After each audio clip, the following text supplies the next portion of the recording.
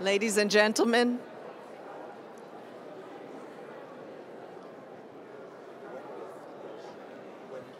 when it's finished, you decide when it's finished, right? At the last question. yeah. Then there is the video. Yes. Right. And then meanwhile, during the video, I go back there. Yes.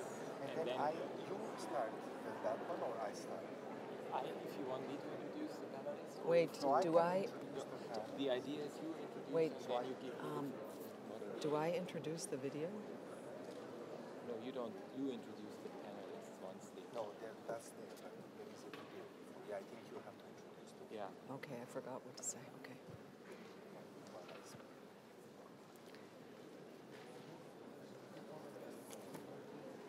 Can we ask everyone to be seated? Thank you. So, before we start my conversation with the High Commissioner for Refugees, I'm going to ask him, I don't think I need to introduce him, Filippo Grandi, to give you a few words of welcome.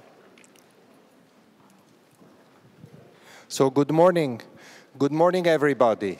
And a very, very welcome to all to this year's edition of the High Commissioner Dialogue on Protection.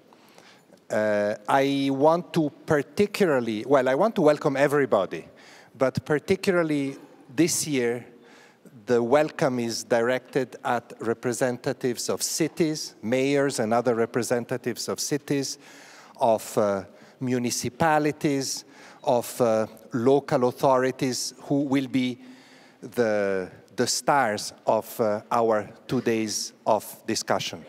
So once again, a very warm welcome, and I wish you not only a very good stay in Geneva, and by the way, I don't know if he's already in the room, but we must, or otherwise we will have to extend a particular welcome to the Mayor of Geneva, who is going to be with us today, and who is also our host in a broader sense. Oh, hello, bonjour, Monsieur le Maire, et bienvenue, je vous cherchais.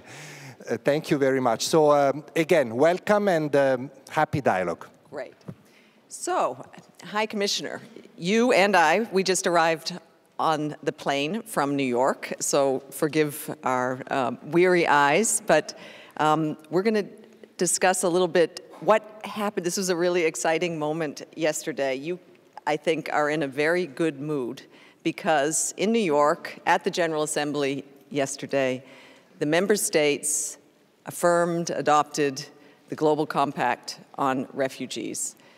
This is something that you and colleagues have been working towards for the last 2 years. Why is this such an important moment? Yes, indeed. The good mood cancels the fatigue of the overnight travel. And indeed, I think first of all, I would like to say thank you, everybody. Because if yesterday the General Assembly agreed to the Global Refugee Compact, the Global Compact on Refugees, is not just because, of course, the UNHCR team and some other partners work very hard, and I want to commend them, but also because so many, including so many of you in this room, contributed concretely to this important milestone step that has been taken by the international community to improve its responses to refugee crisis. And I think if I have to say just 2 or 3 things about the compact, one thing that I stressed yesterday in New York was that I've worked with refugees for more than 30 years. And although, as you all know, refugees are enshrined in international law as a collective responsibility of the entire international community, in reality, that responsibility is shared by a relatively small number of entities, few and major host countries, often countries with less resources than others, a very narrow donor base, Of course, there's a lot of generosity and solidarity, but institutionally that pool of regular supporters and responders is not so big. So the compact really aims at broadening that coalition of support to refugee responses. Also, it aims at going beyond the traditional humanitarian responses. They will continue to be very important and very central. But as we have seen over the past 10 years in particular, humanitarian response tend to be not very sustainable, especially in protracted situations, and tend to focus on life-saving measures, neglecting sometimes the longer term, the education of refugees, the support to host communities, to the environment, to sustainable energy measures for large population movements. They tend to neglect the very important aspect of creation of jobs, of employment, of economic support to the communities hosting refugees. So the Compact wants to offer opportunities, tools for all that. As I said yesterday, these things have been done in the past in all these areas, but the Compact gives them a house, gives them a place, an institutional place where they can be better organized and better resourced, with a very strong focus on inclusion of refugees. Now, inclusion doesn't mean that we want refugees to be refugees forever. We want them to find solutions, hopefully to go back to their homes when it is possible. But as long as they're refugees, we think that an inclusive approach based on investments in education, in employment, etc., is a much better and more sustainable, more dignified model that gives them really opportunities for the future. I mean, just building on that, you have, you travel the world, you visit refugees. Most of the world's refugees live in towns and cities, yet the general public believes that they're all living in refugee camps. I think the Global Compact also foresees a movement away from camps to more support for cities and communities hosting them. Can you give some examples from the cities that you've visited that are already, in a way, examples of what we hope the Global Compact will generate around the world in towns and cities worldwide? Well, of course, sometimes the situations are so dramatic and massive that refugee camps are necessary. Look at what's happening in Bangladesh at the moment with the refugees from Myanmar, Rohingya refugees. But certainly, talking about inclusion and sustainability, other models are used in other places, and the Compact aims at supporting these models. Look, just recently I visited South America and countries impacted by the outflow of Venezuelans. I know the mayor of Villa de Rosario is here, and we spent some time there. It's a relatively small town at the border between Colombia and Venezuela, flooded every day by thousands of new arrivals. So the cities are really first responders, and they're not going in camps. They're being hosted by families, in public structures, in the very fabric of the city. And, you know, not so long ago I was, and not certainly for the first time, in Iran. Iran that has very forward-looking policies in terms of refugee acceptance and treating refugees, including them in education and health services. Well, it's the cities that are at the forefront of the implementation of these policies. And think of Amman. I think Amman is represented here by the deputy mayor. You know, in Amman, in Jordan, that also has very forward-looking policies, especially in terms of employment. Refugees in Amman have been part of very innovative approaches to give them access to employment in a manner that doesn't create imbalances with the local community. So I could, the list is very long. During my trip, I met the mayor of Quito, for example. The mayor of Gaziantep in Turkey will be with us today. These are all cities that have been really pioneering new approaches in terms of receiving, including, and offering opportunities to people on the move. So you have been serving refugees for 34 years, as you said in your introduction. But since you've become High Commissioner, and probably because of your service in all those years and what you've seen, you have really pushed to say, humanitarian actors cannot do this alone. In order to respond, and this is very much embraced in the Global Compact on Refugees, we need partners and a range of partners. Can you describe what that means and also what it means for cities? Yeah, I think the compact is very clear and very explicit and descriptive of how we want to broaden or institutionalize a broader coalition of partners in responding to situations of forced displacement. And it mentions specifically groups of partners, development actors, very important. Yesterday in the event marking the compact, I really singled out the World Bank for its extraordinary creativity in forging new financial instruments that really represent a huge game changer. And other institutions and bilateral cooperation organizations are following. And of course, just to interrupt, just to give the figure.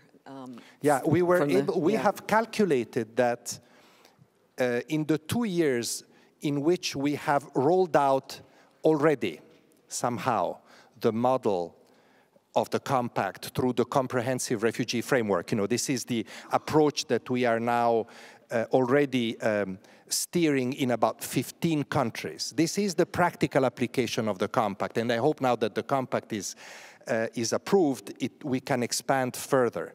In these countries, and in other countries where similar models are adopted, we have mobilized probably $6.5 billion in multi-year funding, type of funding that traditional humanitarian mechanisms would have never been able to mobilize. So it is truly a game changer. But it's not just the development organizations, it's the business community, it's of course cities and regions and local authorities, it is private citizens, civil society, it is of course NGOs, our very traditional partners that take a new and dynamic role here. I just want to give two very quick examples, especially talking of partnership, of how it can be innovative. In Kakuma, Kenya, for example, I don't know if the governor of Turkana is here. Governor Nanok, are you in the room?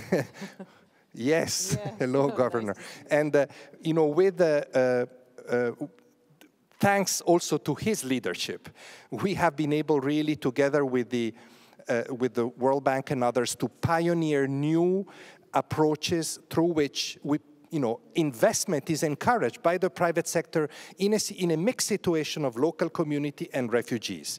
This is quite a challenge, but we're getting some interesting results. And of course, we have growing and important partnerships, talking of that, with sports organizations. Later on in the panel, there will be a special event, actually, later on, with that the president of the International Olympic Committee and I will chair, to showcase the very interesting partnership with sports organization that is another feature and another very urban feature in a way of this new world of partnerships. Yeah, and I think the governor from Turkana County can attest to the fact that refugees are stimulating the economy in his county. And we have an IFC report, evidence of that. But there are also a number of representatives in this room from countries that are fragile and insecure. They manage, at various points of time, large numbers of internally displaced people, but also returnees. You have visited these cities frequently in your travels. What have you observed there? Yeah, I think it's important to recall this because the compact is, of course, very much dedicated to large refugee movements, protracted refugee movements. But I think we should not forget that the compact speaks very emphatically also of the importance of working on solutions for forced displacement at the beginning of a crisis and not 10 or 20 years into that crisis. And of course, very often the solution, the best solution, the solution that refugees want themselves is voluntary repatriation to their countries. And often, as we see in some countries, that voluntary repatriation happens to countries that are still fragile and where internal displacement occurs. So we need to pull all this together, not least because very often solutions after a conflict mean more urbanization. We see this very much. The mayor of Mogadishu is here, and we had many discussions. The mayor of Mogadishu, mayors in Afghan cities, mayors in Colombia have to deal with this challenge of having returnees, of having displaced people, and having to address very big challenges of cities becoming very big because of the concentration of people going back to the cities, even if originally, perhaps, they didn't come from those cities because the cities are a pole of attraction. This opens up a whole new set of challenges which I hope will be discussed in this dialogue. And I'm glad that the Executive Director of Habitat will be with us because this is the United Nations organization, of course, that has the expertise in urban planning and urban responses. So we need to work together, I think, more on this issue. And I think the Compact offers some tools, puts forward some tools that can be used also in this, to face these important challenges related to solutions. Yeah, just following up on that, and maybe in a two-part question, for the cities in insecure countries, countries still in conflict, what can UNHCR do to help them? And then perhaps for the cities in more stable countries, but who are, receiving large numbers of refugees, what can UNHCR do? In terms of fragility, we know that some of the most important partners in the context of the Compact have developed, as I said earlier, financial instruments that are adapted to refugee flows and that can be useful both in organizing responses to refugee flows, but also support to local communities. I think that the next step is to see whether some of those instruments or that type of instrument can be adapted also to fragile situations where people return to or where there is large displacement. So this is really where UNHCR can help. UNHCR, of course, is not the holder of those resources, nor the recipient, but UNHCR can act as a catalyst, as a facilitator. This is really the role that we need to also learn to play more as we move on. And there's another thing that I want to say. I was in Marrakesh a few days ago. And by the way, I want to stress this important point that I didn't stress in the beginning. The Global Compact on Migration, which will be agreed upon by the General Assembly, hopefully tomorrow, but which already in Marrakesh was very much showcased and endorsed by the participants in that conference, has many features that have synergies with the Global Compact on Refugees. And I think through both compacts, organizations involved in the rolling out of these compacts, UNHCR, IOM, and others, really, we can also help cities. We can help regions. We can help provinces, local authorities, mobilize more resources. Because I heard it loud and clear at the mayoral forum in Marrakesh, which I attended, which was a great event, that governments sometimes put out very forward-looking, very ambitious policies, but then the resources are not going to the cities that are really the ones facing the day-to-day challenges of inclusion, in the case of migrants and sometimes of refugees, of integration, and even the challenges of immediate responses. So we know that for cities, this is a big challenge, the challenge of resources. And from our modest point of view, I hope that we can help cities advocate for those resources from central governments, and maybe from other parts of the international community can be mobilized. Well, then that is a very good segue into our final question, which is, very often we see in our times today, governments turning against refugees, but cities actually doing the opposite, including many of the cities represented in this room. Instead, they are welcoming refugees and helping them to integrate. High Commissioner, what is your message to them? This is the same message that I shared with the Mayoral Forum in Marrakesh, and I want to say it again here.